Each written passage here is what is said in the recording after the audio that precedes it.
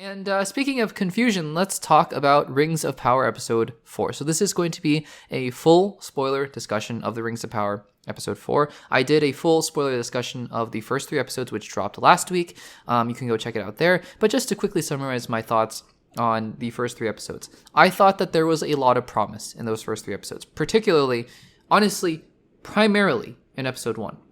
Because episode 1 focused on the one storyline that really should be the front and center storyline in Rings of Power, which is Sauron and his rise to power.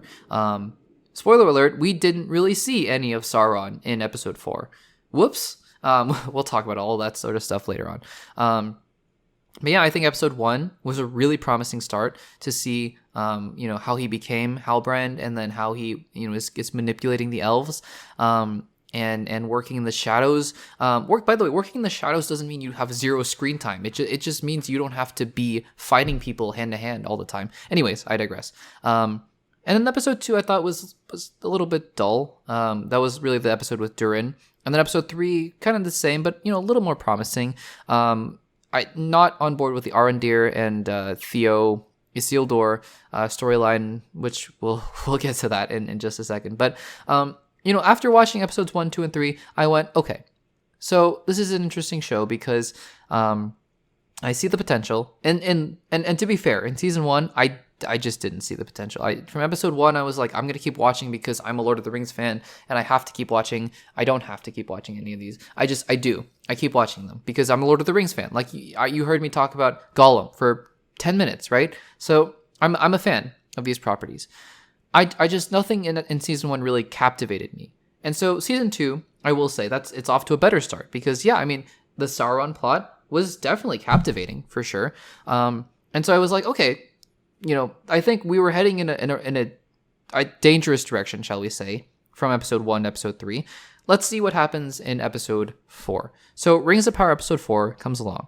And guys, we're right back to season 1. This episode was boring. It was about characters I didn't care about. It was about storylines that I didn't care about. And I hate just being negative on here because you guys know I go into all these different things. The Minecraft movie trailer, as an example, with an open mind because I want to be surprised. I want to like things. It's my own fault. Not my own fault, per se. But it's on me, right? If I just go into something not wanting to like it, it is my own fault. If I go into something not wanting to like it and I end up not liking it because I'm just stubborn and I'm ignorant, and I say, I'm not going to like this because I don't want to like it, even if it's good, right? That's not the mentality I have here on this channel. I made a video a long time ago talking about why I think we're watching movies wrong, just trying to go in and be critical all the time, which I've seen a lot of online.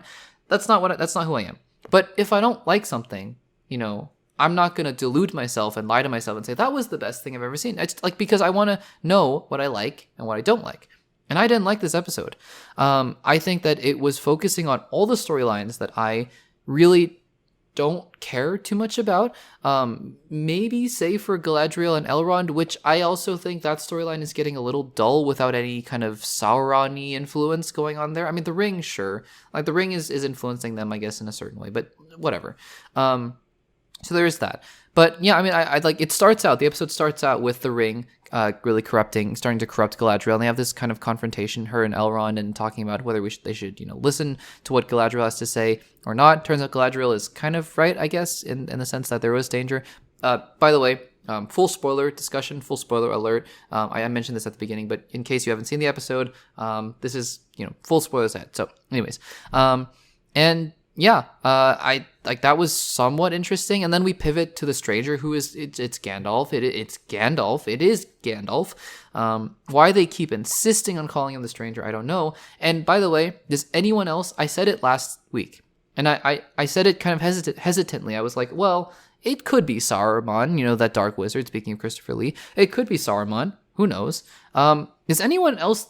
Like, does anyone not think it's Saruman anymore? It's so clearly Saruman, right? If they pull something crazy like that's actually Radagast, which, okay, fine, whatever. But no, it is so clearly Saruman, which, by the way, that's not a bad thing. I mean, I'm just saying, like, why are we keeping secrets from the audience like that? It's you reveal Tom Bombadil, which I'm sure made all of the OG book readers, really, really excited, who love Tom Bombadil. And it's really ironic because I guess I'll finish by talking about Saruman really quickly. Just to say that I don't think it's a bad thing that it's Saruman. I think that there could be a really interesting storyline here with the Clash of Wizards, and somehow Gandalf is going to have to trust Saruman if it's really him, because they're on good terms at the beginning of Fellowship of the Ring. Gandalf really trusts him, and then that's where the whole betrayal stuff happens. So, I don't know.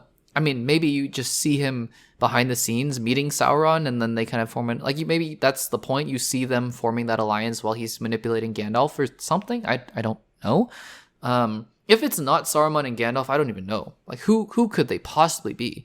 I mean, other than just random characters. But if they're just random characters at this point, not at the beginning of the show. Like, at the beginning of the show, they can be whoever they want to be. At this point, it's so clear who they are, I think, in my opinion, that it's like, if they're not, then I don't even know where we go from here. So there is that. But yeah, all that to say, I'm interested. I was more interested in that subplot of, like, maybe this is how the Wizard Council forms. And so I actually thought Tom Bombadil, I thought that was Radagast for a second. I was like, oh, yeah, all the wizards are showing up. Sure. Turns out it's Tom Bombadil. And what's interesting is that, like I mentioned, I've actually just coincidentally started to reread Lord of the Rings Fellowship of the Ring, and I actually just finished the section with Tom Bombadil. So all the little references they were making to Goldberry, is that her name? The woman who's with him, who sings songs all the time. You don't really see Goldberry in this episode, but you kind of hear her, I believe. I got all the references for sure. It didn't really, spark any joy into me, because yeah, Tom Bombadil in the books as well. Maybe this is sacrilegious. I apologize if it is. He's a really, really strange character. In the books, I didn't even remember this, but he puts on the ring. Like Frodo just hands him the one ring to try on, and he tries it on, and nothing happens. And it's just the weirdest scene, just the strangest scene I've seen, read in a long time. So he's there. Yeah, I mean, somehow he's going to train, because he alludes to the fact that he trained the Dark Wizard, Saruman, I guess, and I guess he's going to train Gandalf. That's kind of interesting. But again, what does this have to do with Sauron? Not much. I mean, I'm sure it's building to a Gandalf and Sauron confrontation at some point, and I'm sure it's building towards a Saruman and Sauron alliance at some point. But it's like, where are we driving at? You don't really see Sauron interacting with these guys. And it's so weird. On top of that, you have the Nori Poppy subplot where they're with this guy called Nobody. Literally, his name is Nobody, I guess. Full disclosure, by the way, I was watching this pretty late at night, and so I was falling in and out of sleep a little bit. But also, I mean, I've seen shows, in similar conditions, and that have kept me captivated and hooked, and really wanting, me wanting for more, left me wanting for more. This episode, I could hardly stay awake for, because all these subplots, all these things, I just don't really care about. I mean, even the stuff about, Elrond and Galadriel in the forest, they're fighting, Barrow Wights. And that's also actually a deep cut to the books, because Frodo, I don't believe it's in the movie. I could be wrong. I haven't seen the movies in a while. But Frodo in the books is attacked by a Barrow Wight before he meets Tom Bombadil. So I'm like, okay, another thing that I get now, I guess. I quote unquote get, because it seems like they're just putting these things in here for the sake of putting them in here. And then at the end, I guess Sauron's busy because, whatever, he's not doing anything. And then there are these kind of Ents, I guess they're Ents kind of creatures with Arondir and Theo. I don't care at all about Arondir and Theo. Just make the story, if you're going to make the story about anyone, make it about Isildur, just purely for the sake about, because we know as Lord of the Rings fans that he has an important role to play in that final battle where Sauron is vanquished, right? So yeah, I mean, especially Theo, I don't even understand why we're still focusing on this character. Arondir is cool, but the actor just, he's kind of, mistaking ethereal and mysterious for dull, in my opinion, because the actor who's playing him is just not interesting. And then, at the end of the show, end of the episode, Galadriel gets captured by Adar, and it's like, okay, great. I frankly don't really care that much about anything that happened to her. So, guys, look, I mean, I will be right back on board. Not right back on board. I'll be more excited next episode, or whatever episode, because I'm going to finish the show. But it's, I just, I'll be more excited about it if Sauron comes back, which is a really odd and weird thing to say. And, before I had seen the show, this new season, I would have been like, that's a weird thing to say. But truly, he is the most interesting part of this entire series. Truly the most interesting thing. So there's that.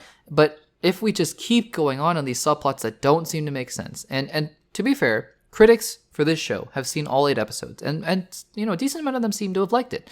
So I'm not giving up hope on the show. I'm just saying that episode 1, really good. If the whole season was like that, I would have really liked the show, if not loved the show. Episode 2, kind of dull. Not as boring as most episodes in season 1, but kind of dull. Episode 3, okay, is what I said last week. It was fine. It was good. This episode is right back to season 1 quality. It's boring. It's not terribly made, in my opinion, but it's just so dull, and it's about characters I don't care about at all. So I'm going to wait for the next episode. I'm going to watch it, but man, it reminds me of those shows where you're like, get to the point, right? Get to the point. And if this show does not get back on that Sauron plot, I don't know. I don't know. So we'll be talking about Rings of Power every week because, and we'll have a lot to talk about in a couple weeks. Like I mentioned last week, we'll have, I think a couple weeks where Rings of Power, Agatha, and Penguin are going on at the same time. So we'll have a lot to talk about in that time. And who knows? Maybe I'll stop talking about Rings of Power if it's still continuing in that direction, or maybe it'll be my maybe it'll be my favorite show out of the 3. But yeah, you'll have to let me know, guys, if you watched Rings of Power season 2 episode 4 and what you thought about it in the comments down below.